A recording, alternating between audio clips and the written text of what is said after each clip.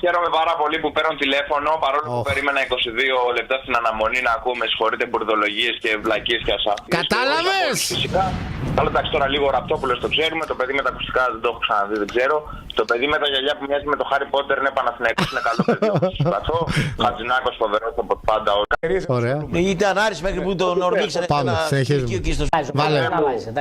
Μόνο Θα περιμέναμε 22 λεπτό σαν μαλάκες Δεν με εμείς. ενδιαφέρει να πω το όνομα, δεν μπήκα τόσο για διαφήμιση. Κάνα πρόβλημα να το πω βέβαια. Έχω και με σένα, με τον Χατζηνάκο, καλού σκοπού, του που χάνονται στις εκπομπές σας τεράστιες, έτσι δεν είναι? θα Αναδημοσιεύσει. θα παίξει κάποια. Θα προσέχει τα σχόλια. Επόμενος. Και Σωστά να γίνει. Είναι ο τέτοιος. Καλτσόνε. Ο Καλτσόνε, πώς Ο Τίζερ 7 είναι. Ο Τίζερ 7 του στείλνω screen.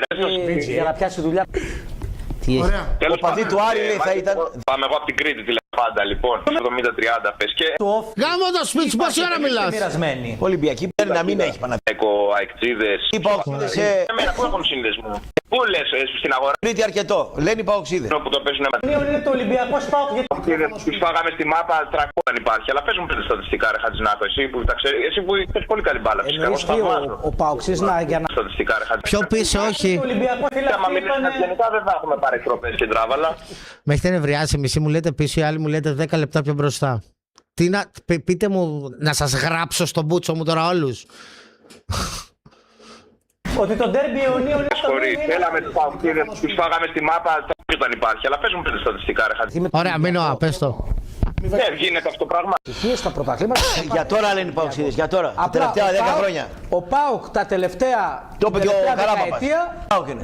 Αλλά Πες το, μείνω. ο ΠΑΟΚ Κλείσε κάτι. να πάρει και κανένα άλλο. Κλείσε κάτι. Μόλις γίνεται διπλό το πλάνο. Άρε, μείνω. Πάμε, είσαι τρελός. Πρώτη φορά βλέπει. Φωτογραφία. Έλα φίλε. Είναι ρε, πες, κάτσε, είναι έξω. Άρα πολύ πιο μπροστά.